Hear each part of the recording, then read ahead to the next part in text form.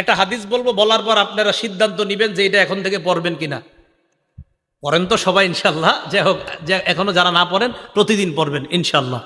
ক্বালা রাসূলুল্লাহ সাল্লাল্লাহু আলাইহি ওয়াসাল্লাম, আল্লাহ নবী বলেন, মান সাল্লা সুবহা ফাহুয়া ফি জিম্মাতিল্লাহ, কোন ব্যক্তি যদি ফজরের নামাজ পড়ে ওই ব্যক্তি আল্লাহর জিম্মায় চলে যায়।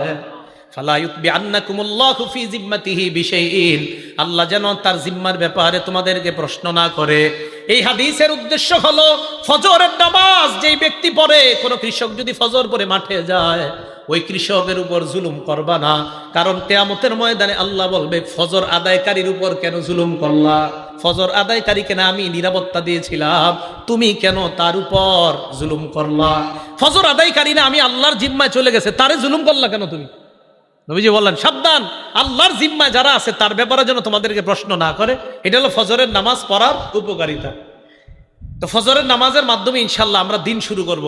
ফজরের নামাজ কেউ আজকে থেকে, আগেও করি না ইনশাল্লাহ, আজকে থেকে কেউ কাজা করবো না, স্বজ্ঞানে করবো না ইনশাল্লাহ। হাত তুলেন ইনশাল্লাহ, আল্লাহ কবুল করেন। ফজরের আগে সুন্নত কয় রাকাত? বিসমিল্লাহ।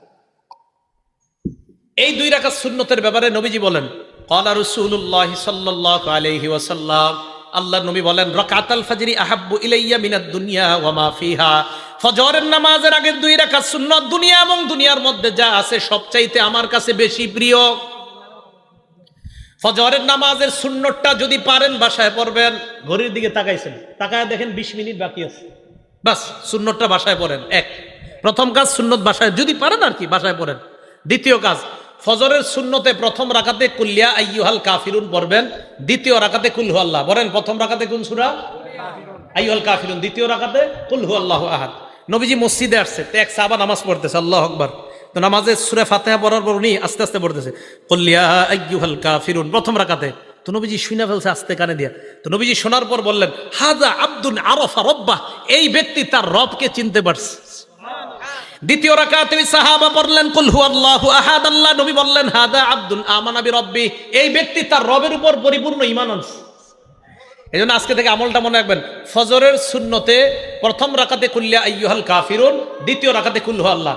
আরেকটা সুন্নতে আমলটা করবেন, বলবো মাগরিবের পরের সুন্নতে প্রথম রাকাতে কুল্লিয়া আইয়ুহাল কাফিরুন, দ্বিতীয় রাকাতে কুল হু আল্লাহ যদি পারেন। বাকি ফজরের সুন্নতে প্রথম রাকাতে কুল্লিয়া আইয়ুহাল কাফিরুন, দ্বিতীয় রাকাতে কুল হু আল্লাহ। এটার দ্বারা কি উদ্দেশ্য জানেন? কুল্লিয়া আইয়ুহাল কাফিরুনের মাধ্যমে প্রথম রাকাতে আপনি বুঝাইতেছেন আমি যত শিরিক সব বর্জন করলাম, দ্বিতীয় রাকাতে কুল হু আল্লাহ পড়ার মাধ্যমে বলতেছেন আমি আল্লাহর একত্ববাদ স্বীকার করে আমার দিন শুরু করলাম।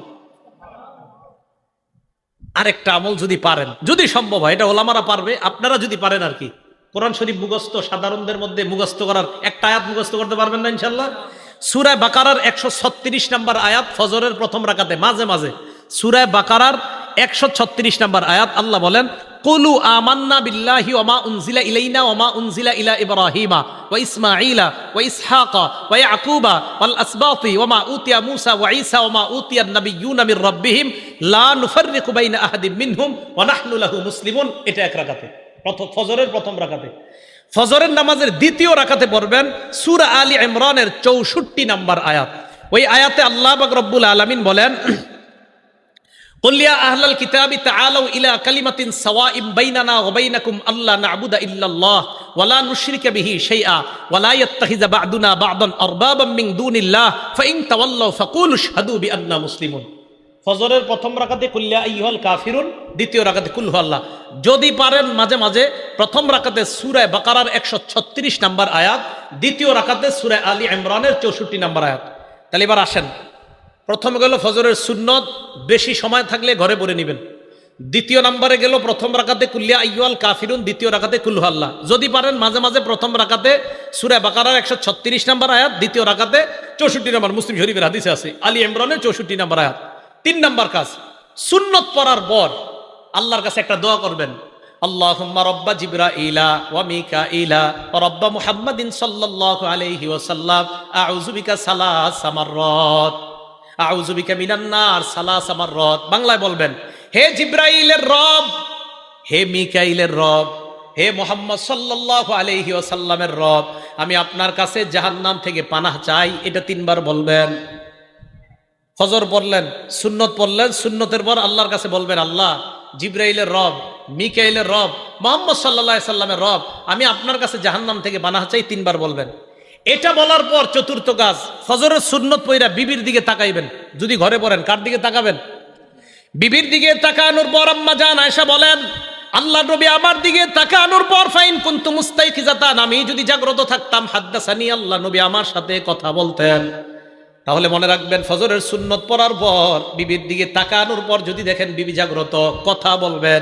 এই নিয়তে কথা বলবেন, আমার নবী তার বিবির সাথে কথা বলতেন, আমিও বিবির সাথে কথা বললাম, আল্লাহ নবীর সুন্নত আদায় হয়ে যায়। আম্মা জান বলেন, ফাইন কুনতু নাইমা, নবী আমার দিকে তাকায় যদি দেখতেন আমি ঘুমন্ত, আই কজানি, আমাকে জাগায়া দিতেন। তাহলে সুন্নত পড়ার পর বিবির দিকে তাকানোর পর আপনার 2 কাজ। 1 নাম্বার, যদি দেখেন বিবি জাগ্রত, কথা বলবেন। যদি দেখেন বিবি ঘুমন্ত, তাহলে বিবিকে জাগায়া দিবেন। এই গেল চতুর্থ আমল। পঞ্চম আমল যদিও করতে বলবো, আমি বলবো আপনারা বেশিক্ষণ করেন না। আম্মা জান আয়েশা বলেন, নবীজি যখন দেখতেন ফজরের অনেক সময় বাকি আছে, আল্লাহ নবী সুন্নত পড়ার পর ইত্তজা আলা শিক্কিহিল আইমান, নবীজি ডান কাত হয়ে একটু শুইতেন। আপনারা শুইলে তো ঘুমাই যাবেন। ফজরের সুন্নত পড়ার পর হযরত বেলাল ডাকার আগ পর্যন্ত নবীজি একটু ডান কাত হয়ে শুইতেন, আপনারা তো ঘুমাই যাবেন। আপনারা কি করবেন? পুরাটা করা দরকার নাই, একটু ডান কাত হয়ে শুয়ে আবার উঠে যাবেন। কেন? আমার নবীজি করছে তাই করলাম। সুবহানাল্লাহ, নবীজি করছে তাই আমি একটু নবীর সুন্নত পালন করলাম। কি বলেন? ইনশাআল্লাহ করা যায় না? যদি ঘরে করেন আর কি। আল্লাহ তৌফিক দান করেন। এটা যারা তাহাজ্জুদ পড়ে তারা কিন্তু এই আমলগুলা করে নিয়মিত। আল্লাহ আমাদের সকলকে আমলগুলা করার তৌফিক দান। ভাই, একদিন নবীর সুন্নত পালন করেন না, একটা দিন করেন, অন্তত কিয়ামতের মাঠে বলতে পারবেন। তো একটা দিন করেন না যে আল্লাহ আমি ঘরে সুন্নত পড়ছিলাম, সুন্নতের পর বিবিরে জাগ্রত করেছিলাম, বিবির সাথে কথা বলেছিলাম, আল্লাহ এরপর আমি একটু ডানকাত হয়ে শুয়েছিলাম, এই আমলগুলো তোমার নবী করতো, আমিও করছি।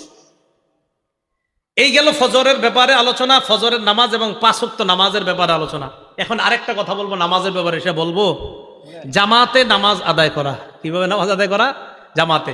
বুখারী শরীফের 645 নম্বর হাদিস, ক্বালা রাসূলুল্লাহ সাল্লাল্লাহু আলাইহি ওয়াসাল্লাম, আল্লাহ নবী বলেন, সালাতুর রাজুলি ফিল জামাআ তাফদুলু সালাতাল ফাজরি বি27 দারাজা। নবীজি বলেন, জামাতের সাথে নামাজ আদায় করা, একাকী এক ব্যক্তি নামাজ আদায় করলো, আমি একা নামাজ পড়লাম, উনি জামাতের সাথে নামাজ আদায় করলো, আল্লাহ নবী বলেন যে ব্যক্তি জামাতে পড়লো তার আমল নামায় আল্লাহ 27 গুণ বেশি সওয়াব দিয়ে দেয়। কয় গুণ? 27 গুণ। রিয়াজুস সলিহিনের একটা হাদিস শুনে, একটা কিতাব আছে রিয়াজুস সলিহিন, ইমাম নববীর লেখা। এক অন্ধ সাহাবা নবীজির কাছে আসছে। আসার পর আল্লাহ নবীকে বললেন, হুজুর লাইসা লি কাইদুন ইয়াকুদুনি ইলাল মসজিদ, হুজুর এমন কেউ নাই, একটু আপনার হাতটা ধরি, হ্যাঁ এইভাবে হাতে ধরে মসজিদে নিবে এমন কেউ নাই। তো নবীজি বললেন, তো তুমি কি বলতে চাও? হুজুর আমি অন্ধ। তো অন্ধ হয়েছে তো কি হয়েছে? অন্ধ মানুষ তো হুজুর, আমি যে কারো হাত ধরে আসবো বা কেউ আমার ধরে আনলে এরকম নাই, তুমি কি বলতে চাও সেটা বলো। হুজুর আমি কি বাসায় নামাজ পড়লে হবে, ঘরে নামাজ পড়লে হবে? তখন নবীজি একটু চিন্তা করে বল, হ্যাঁ ঠিক আছে, ঘরে নামাজ পড়ো যাও। এতটুকু বুঝছেন সবাই? অন্ধ সাহাবা, মসজিদে আসার মতো কেউ নাই, নবীজি বললেন হ্যাঁ ঘরে নামাজ পড়ো। হাদিস কিন্তু শেষ হয় নাই, একটু শুই না, কেউ দৌড় দেন না, পুরাটা শোনেন। ফালাম্মা ওয়াল্লাহ, অন্ধ সাহাবা যখন বাড়ির দিকে রওনা করছে, দাহু, নবীজি ডাকছে, শোনো শোনো শোনো, হাল তাসমাউন নিদা, তুমি কি বাসায় যখন থাকো আজানের আওয়াজ শোনো? জি হুজুর, আজান তো শুনি। নবীজি বললেন ফাজিব, তাহলে নামাজে আসো। তাহলে কোথায় আসো? এখানে আপনারা যে কয়জন অন্ধ আছেন, তাহলে কি বোঝা যায়? অন্ধ সাহাবাকে প্রথমে বললেন বাসায় নামাজ পড়ো। আজান শুনুনি? কয় জি হুজুর শুনি। মসজিদে আসো। এখন তো মাশাআল্লাহ মাইকের আওয়াজ মুখের চেয়ে আরো কম যায় না বেশি যায়? কি পরিমাণ নামাজে আসা উচিত। ভাই জামাত মিস করেন না, পুরুষরা জামাত মিস করেন না, জামাতে আইসেন। আল্লাহ আমি সহ আমাদের সকলকে জামাতের প্রতি গুরুত্ব দিয়ে যেন আমরা সালাতগুলো আদায় করতে পারি, আল্লাহ তৌফিক দান করেন। রমজান পরবর্তী কয় কাজ? এই 4 নাম্বার, নামাজ পড়া, নামাজ ছেড়ে না দেওয়া। 5 নাম্বার, নিয়মিত কোরআন তেলাওয়াত করা। রমজানে মানুষ রমজানের বাহিরে কোরআন না পড়লেও রমজানে একটু হইলে কোরআনটা খুলতে চায়, একটু খুলে কোরআনের প্রতি আগ্রহ থাকে। ওলামায়ে কেরামের জন্য তো উচিত 10 দিনে 1 খতম পড়া। কয় দিনে? আলেমদের 10 দিনে 1 খতম পড়া দরকার। সাধারণ পাবলিকের জন্য দরকার 40 দিনে অন্তত 1 খতম পড়া। কয় দিনে? আপনাদের কৃতি সন্তান মুফতি ফজলুল হক আমিনী রহমতুল্লাহ আলাই মরার আগেও 7 দিনে 1 খতম কোরআন শরীফ পড়তো। না বুঝাইতে পারি নাই, উনি তো আমগো সন্তান না, আপনাদের এলাকার সন্তান, এই পাশের সরাইলের। 7 দিনে 1 খতম কোরআন শরীফ। অবাক, হাউ ইজ ইট পসিবল? কিভাবে সম্ভব? এত একজন ব্যস্ত মানুষ মরণের আগেও ওই 69 বছর বয়সও 7 দিনে এক খতম কোরআন শরীফ। মাওয়াইজে মুজাহিদি মিল্লাতের মধ্যে উনি লেখছেন, আমি যখন জেলখানায় ছিলাম 4.5 মাসে প্রতিদিন এক খতম কোরআন পড়ছি। এ আপনাদের এলাকার আল্লামা আমিনী সাহেব, হুজুরের ছাত্র, আমি বেশি দিন আসলে পাই নাই, ভাগ্য খারাপ। হুজুরে যারা কাছ থেকে দেখছে ওনারা বুঝতে পারছে কি মানুষ, কি আজীব মানুষ ছিলেন। হুজুরে সবাই মনে করি কি উনি মনে খুব রাগী মানুষ, কাছে বললে বোঝা যেত যে আসলে হুজুর কত মাটির মানুষ ছিলেন। ওলামায়ে কেরাম বলতে পারে আসলে তো হুজুর রাগ হইতেন না, রাগের অভিনয় করতেন ইসলামের খাতিরে, ইসলামের জন্য অভিনয় করতেন, রাগের করতে হতো এটা। হ্যাঁ, আমরা আলেম সমাজের মধ্যে একটু রাগী হিসেবে পরিচয়, ওমর ফারুকের মতো বাবার। আসলে ওমর ফারুক বলেন, মুফতি আমিনী রহমতুল্লাহ আলাই তাদেরকে বলেন, আসলে তারা তো রাগী না, বরং ইসলামের খাতিরে রাগ হওয়াটা এটা রাগ না, এটা ইসলামের জন্য। কি কথা ঠিক আছে তো? 5 নাম্বার কোরআন তেলাওয়াত করা, নিয়মিত কোরআন শরীফ পড়া, নিয়মিত কোরআন তেলাওয়াত করা। কোরআন তেলাওয়াত অবশ্যই আমরা নিয়মিত করব। সূরা ফুরকানের 30 নাম্বার আয়াতে আল্লাহ বলেন, কিয়ামতের ময়দানে নবীজি সাল্লাল্লাহু আলাইহি সাল্লাম আল্লাহর কাছে অভিযোগ করে বলবে, ওয়াকালার রাসূলু ইয়া রাব্বি ইন্না কওমি ইত্তাখাযু হাযাল কুরআনা মাহজুরা। আল্লাহর কাছে বলবে, আল্লাহ আমার সম্প্রদায় এই কোরআনকে পরিত্যাজ্য হিসাবে গ্রহণ করেছে, বলি নাউজুবিল্লাহ। তিরমিজি শরীফের 2926 নাম্বার হাদিস, নবীজি বলেন, মান শাগালাহুল কোরআন ওয়া যিকরি আন মাসআলাতি, কোন ব্যক্তি কোরআন পড়ার কারণে এবং জিকির করার কারণে আমার কাছে যদি দোয়া করার সময় না পায়, আমি আল্লাহ আতাইতুহু আফযালা মা উতিস সাইলিন। আমরা দুইজন, আমি দোয়া করি আর উনি কোরআন পড়ে, আমি দোয়া করি আর উনি জিকির করে। নবীজি সাল্লাল্লাহু আলাইহি সাল্লাম আল্লাহর থেকে হাদিসে কুদসি বলেন যে আল্লাহ বলেন যে কোরআন পড়ে আর জিকির করে আর যে আমার কাছে চায়, ওই চেয়ে সে যা পাবে কোরআন আর জিকির পড়নেওয়ালাকে আমি এর চাইতে বেশি দান করব। তাহলে প্রতিদিন কোরআন পড়ব। সাধারণ যারা আছেন ওলামারা তো পড়েই, সারাক্ষণ কোরআন পড়ায়। সাধারণ পাবলিকরা আপনারা ওয়াদা করেন ডেইলি এক বিশ্বাস করেন। যদি বলেন হুজুর আমি তো কোরআনের সব জায়গা পারি না, কুল হু আল্লাহ সূরাটা তো পারেন, এটা প্রতিদিন একটু দেখা পড়েন। আলহামদুলিল্লাহ সূরাটা তো পারেন, খোলেন, খুইলা এটাই দেখা পড়েন। কেন দেখা পড়বেন? এই কোরআনের সাথে আপনার একটা মহব্বত তৈরি হয়ে যেতেছে। পড়বেন তো ইনশাল্লাহ। তা আপনাদেরকে আমি বলি, আপনারা ডেইলি এইভাবে একটু খুইলা পড়েন। সত্যি কথা, 1 মাস পড়েন, 40 দিন পড়েন, 41-42 দিন পড়েন, হঠাৎ একদিন ছাইরা দেন, খুইলা পড়েন নাই, কষ্ট লাগবে। ইন্নালিল্লাহ, আজকে কোরআনটা খুললাম না কেন, মায়া লাগবে, দেখা চোখের পানি চলে আসবে যে আমি কোরআন খুললাম না কেন, হ্যাঁ আমি কি জানি একটা মিস করে ফেলছি। ঠিক নামাজ যারা পড়েন না, নামাজ ধরেন 1 মাস 2 মাস নামাজ পড়েন, ঠিক হঠাৎ একদিন যখন নামাজ ছুটে যাবে আপনি পেরেশান হয়ে যাবেন, ইন্নালিল্লাহ আমার নামাজ ছুটে যাইতেছে কেন। বোঝা গেল কি? নামাজ না পড়তে নামাজ পড়তে মন চায় না, নামাজ পড়তে নামাজ ছাড়তে মন চায় না। আল্লাহ আমাদের সকলকে প্রতিনিয়ত আমল করার তৌফিক দান করেন। তাই 5 নাম্বার কাজ নিয়মিত কোরআন পড়া। 6 নাম্বার আল্লাহর জিকির করা। বলেন কি করা? লা ইলাহা ইল্লাল্লাহ, সুবহানাল্লাহ, আলহামদুলিল্লাহ, আল্লাহু আকবার, এই জিকির করা। মুসলিম শরীফের বর্ণনা 1239 নাম্বার হাদিসে আল্লাহ নবী বলেন, মান সাব্বাহাল্লাহ ফি দুবুরি কুল্লি সালাতিন সালাসাহু ওয়া সালাসিনা ওয়া হামিদাল্লাহ সালাসাম ওয়া সালাসিনা। ফরজ নামাজের পর যেই ব্যক্তি 33 বার সুবহানাল্লাহ পড়বে, 33 বার আলহামদুলিল্লাহ পড়বে, ওয়া কাব্বারাল্লাহ সালাসা ওয়া সালাসিনা, 33 বার আল্লাহু আকবার। যদি পারেন তাহলে 34 বার আল্লাহু আকবার। যদি একটা আমল বলবো, এটা না পারলে 34 বার আল্লাহু আকবার, যদি পারেন 33 বার আল্লাহু আকবার। তো 3 33 কত হয়? এরপরে পড়বেন লা ইলাহা ইল্লাল্লাহু ওয়াহদাহু লা শারীকা লা, লাহুল মুলকু ওয়া লাহুল হামদু ওয়া হুয়া আলা কুল্লি শাইইন কাদির। আল্লাহ নবী বলেন, যারা নিয়মিত এই আমলটা করবে, গফিরাত লাহু খাতায়া ওয়া ইন কানাত মিসলা জাবাদিল বা, আল্লাহ ওই ব্যক্তির সমুদ্রের ফেনা পরিমাণ গুনাহ যদি হয়, তার গুনাহগুলো আল্লাহ মাফ করে দেয়। প্রতিদিন পড়বেন। এবার আমার সাথে একটু বলেন সুবহানাল্লাহি ওয়া বিহামদিহি। আবার সুবহানাল্লাহি ওয়া বিহামদিহি, সুবহানাল্লাহি ওয়া বিহামদিহি। এতটুকুই। বুখারী শরীফের 6408 নাম্বার হাদিসের বর্ণনা, মান ক্বালা সুবহানাল্লাহি ওয়া বিহামদিহি ফিল ইয়াউমি মিআতা মাররা।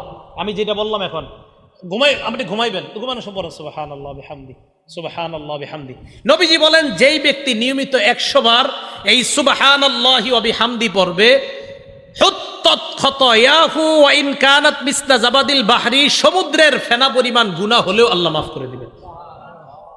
বলেন তো একটু সুবহানাল্লাহি। বাস একটু সুবহানাল্লাহি ওয়া বিহামদি, সুবহানাল্লাহি ওয়া বিহামদি, সুবহানাল্লাহি ওয়া বিহামদি কয়বার? 100 বার। কষ্ট না সহজ? তো পড়বেন, শুয়ে শুয়ে আছেন পড়তে থাকেন। যাদের ঘুম না আসে এগুলো পড়তে থাকেন, দেখবেন ঘুমাইসা যাবে ইনশাআল্লাহ। আল্লাহ আমল করার তৌফিক দান করেন। বুখারী শরীফের 6407 নম্বর হাদিসের বর্ণনা, নবীজি সাল্লাল্লাহু আলাইহি সাল্লাম বলেন, আমাদের দুইজনের দিকে তাকান, মাসালুল্লাযী ইয়াসকুরু রব্বা ওয়াল্লাযী লা ইয়াসকুরু রব্বা মাসালুল হাইয়্যি ওয়াল মাইয়্যিত। আমরা দুইজন এক রুমে থাকি, উনি আল্লাহর জিকির করে, আমি করি না। নবীজি বলেন, উনি হলেন জিন্দা ব্যক্তির মতো, তুমি হলো মরা ব্যক্তির মতো।